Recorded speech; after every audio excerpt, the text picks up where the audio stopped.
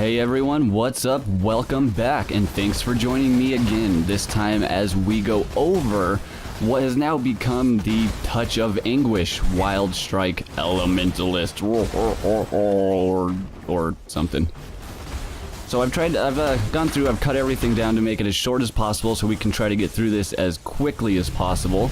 If you watched the last video, I mentioned I was going to try to do my first attempts at a couple of Breach Lords, which is what you're seeing. Esh right there, the lightning guy, he really just made me mad, so I just said screw it and just rushed him right through his lightning balls. I didn't care. Took him down anyways. Going into Zoth, ended up getting a blessing off of Zoth, so that's pretty damn cool. In the last video, I also mentioned I wanted to get Elder and his guardians out here for you guys, so as promised, the Eradicator. I cut the video together because his phases take forever as he's just floating around and we just want to get through here, so moving on. Most of these guardians, all four of them actually, were no problem at all. Tank and spank most of the time. I kept jumping away. I clipped this one because I thought his spinning ball attack was going to mess me up, but it really did nothing. We would have been fine just if I would have stayed up there and just kept life leeching. Have the totem out doing damage with you. I mean, your golems are giving you buffs. It is just, you're fine. Even at the constrictor with his poison was just fine. Took a couple of hard hits. Took one of his most powerful attacks to the face. We're fine. Was degenning at the end, but I did not die. I stopped at low life and then, you know, the fight was over. We moving on. To the last guy, I could have just purely tank and spanked. I got nervous and jumped out of there, but I should have just stayed there and tank and spanked the whole thing. No problem whatsoever. It was pretty damn smooth, no deaths.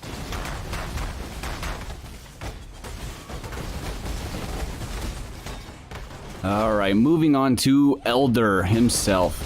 This fight I have not been inside of for quite a while. I was a little rusty on the mechanics and I wanted him to hit me. I wanted to see what the build could handle, what kind of damage it could take, so we'll see a couple of hard hits, some intentional ones. Don't blame the build for that, blame the user.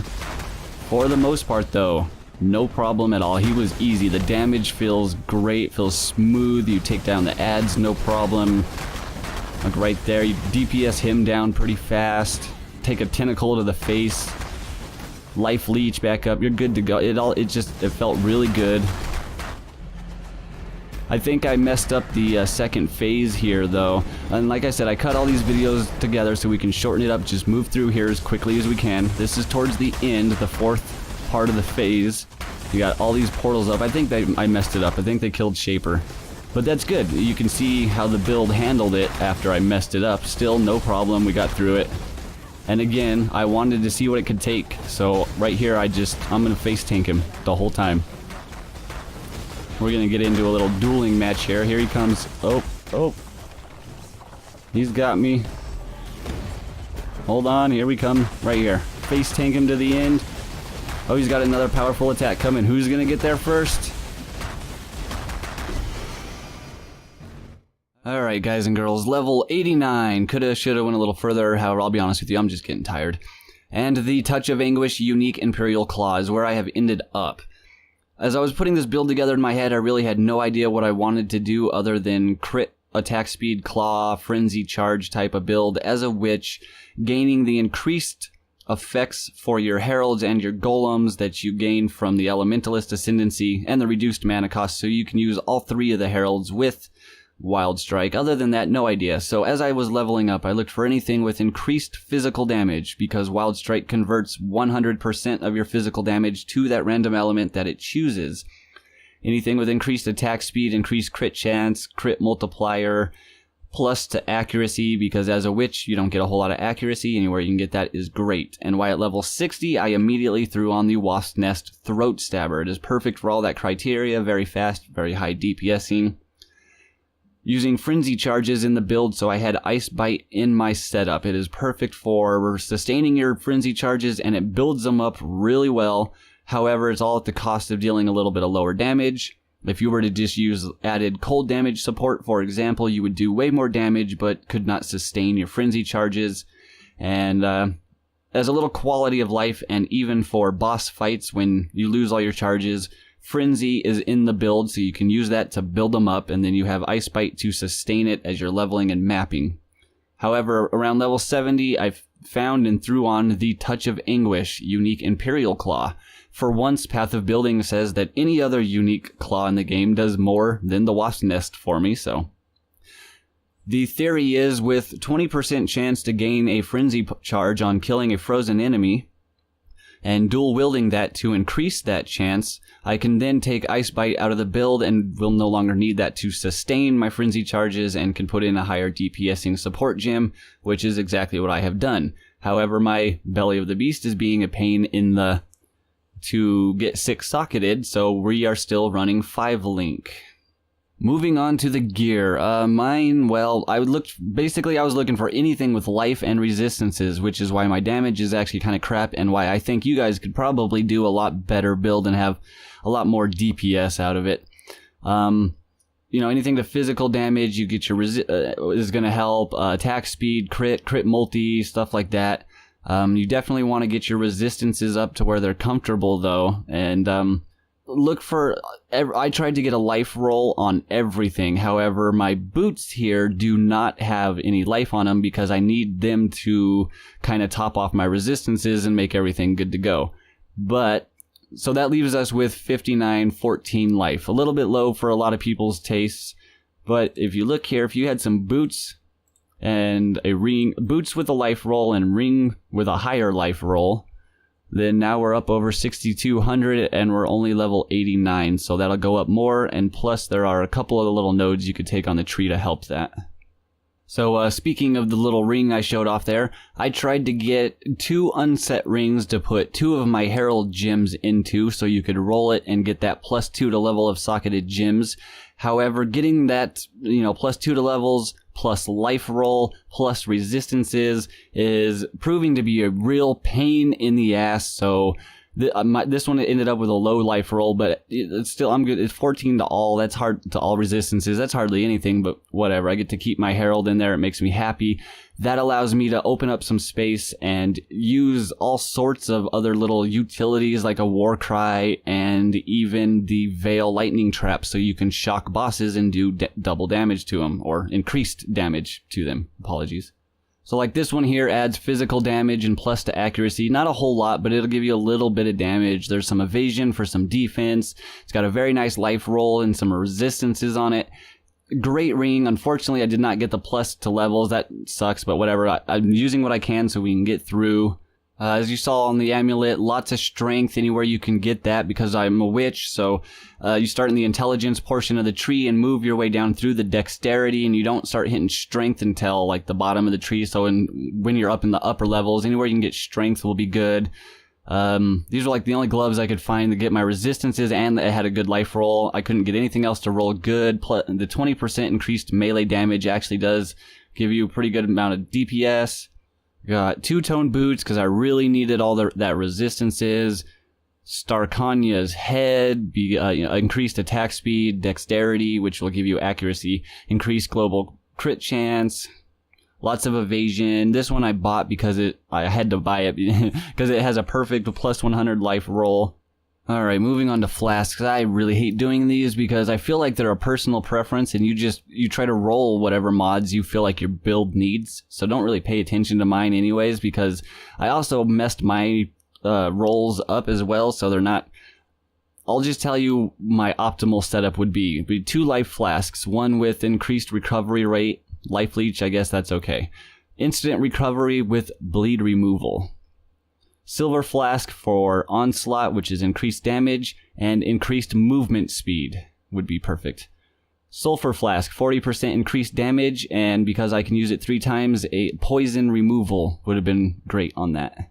I had it on my Basalt, but I messed it all up trying to switch them. Anyways, Basalt Flask, additional physical damage reduction, so naturally increased armor and increased duration it felt perfect.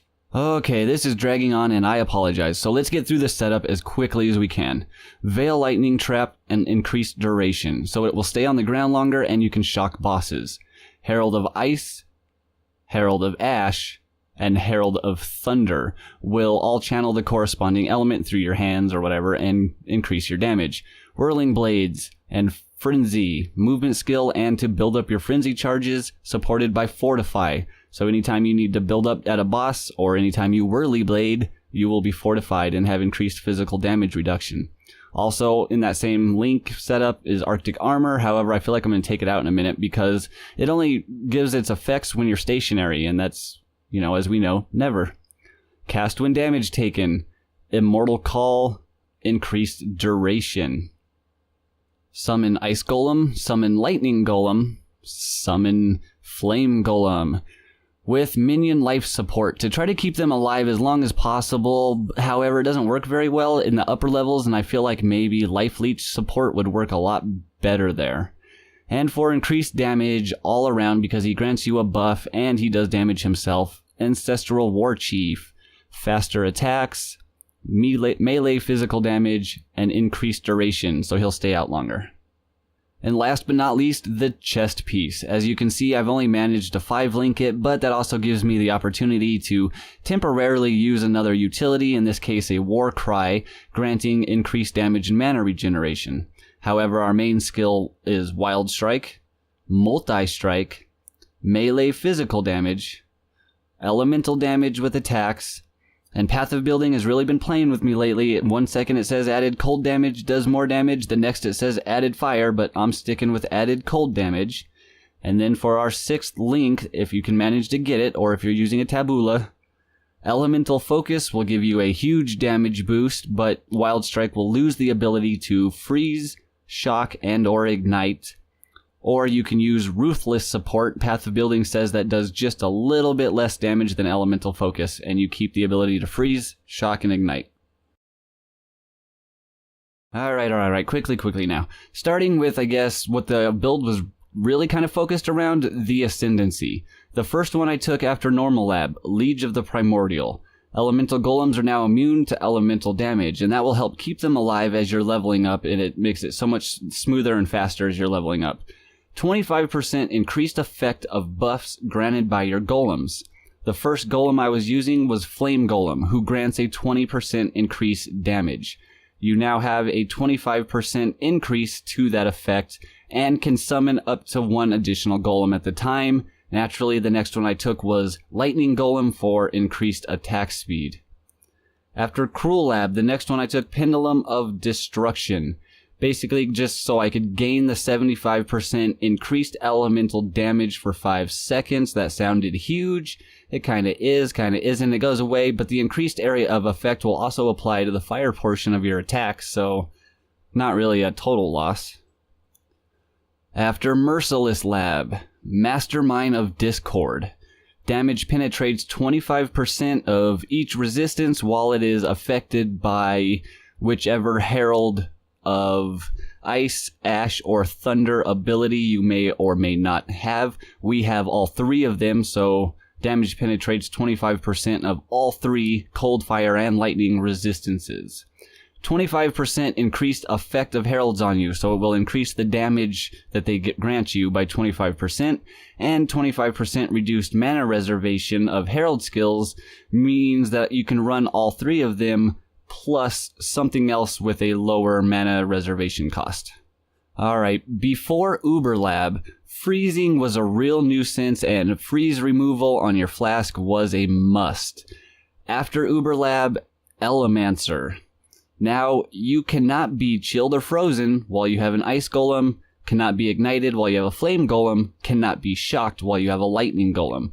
We're running all 3 of those, so basically we are now immune to elemental ailments and no longer have to worry about being chilled or frozen, so you can get rid of that off your Flask. That's why I do not have one, if you were wondering. And can now summon up to 1 additional golem at a time. For my 3rd one, I decided to go with Ice Golem because it grants an increased crit chance and increased accuracy. So just as a little note, we are a crit build, so I did take a Lyra for the bandits.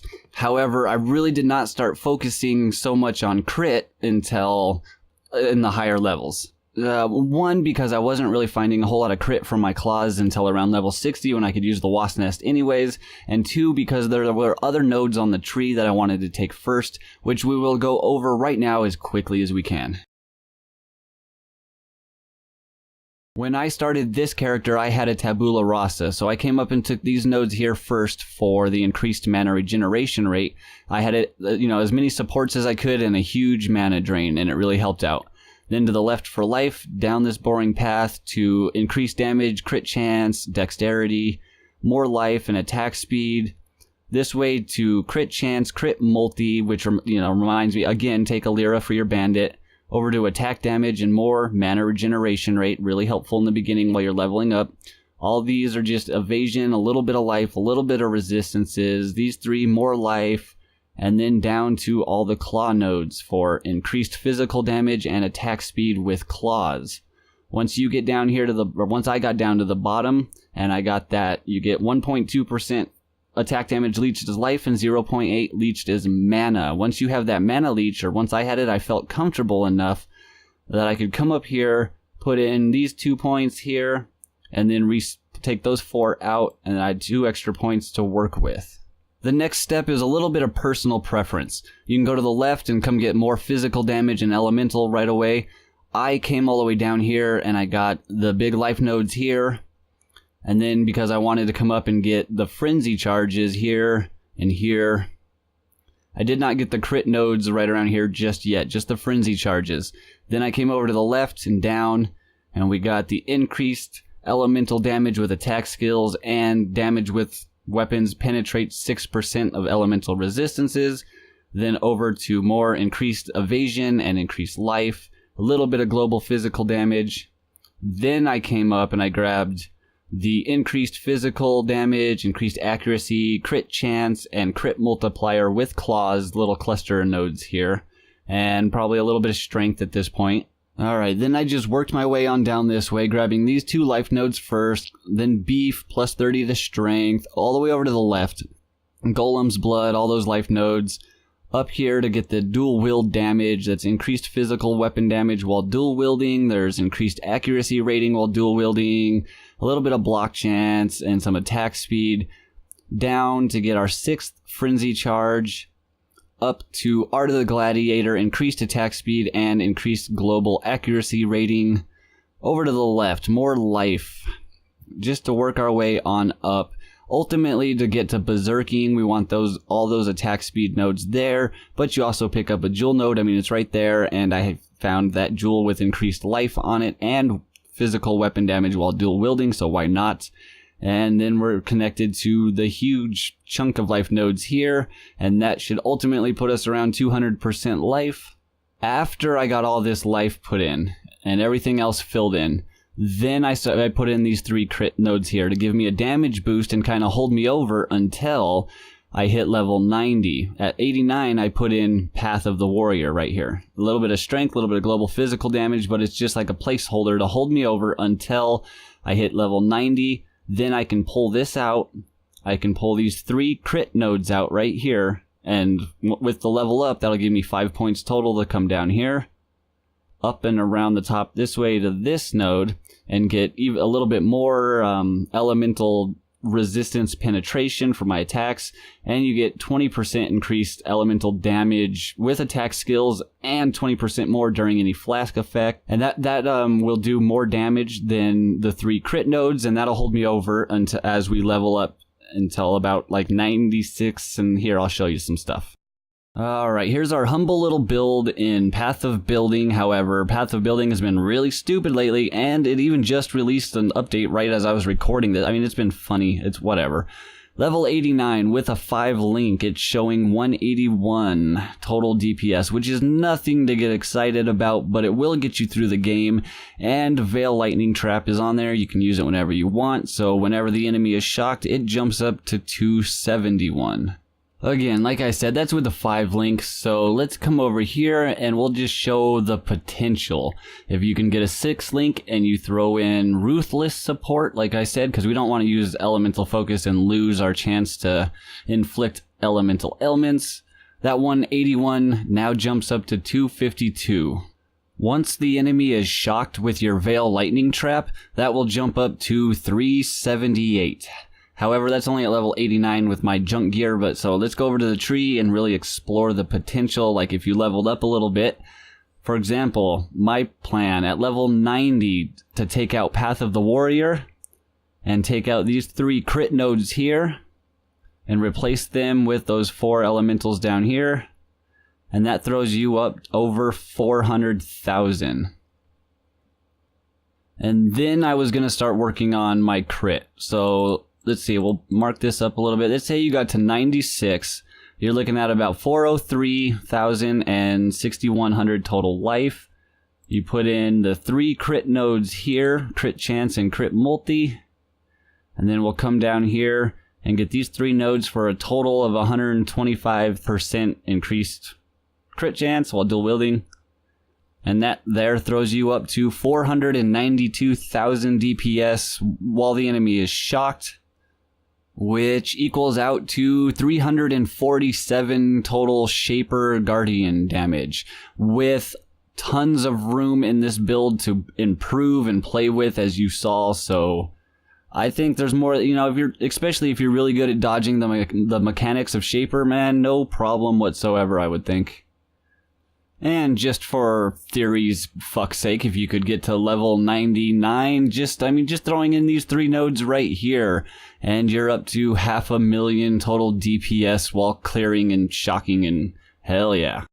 Oh, I hope that about covers everything, and I apologize if I did miss anything. If you have a question, feel free to leave it in the comments, and I will try to respond as quickly as I can.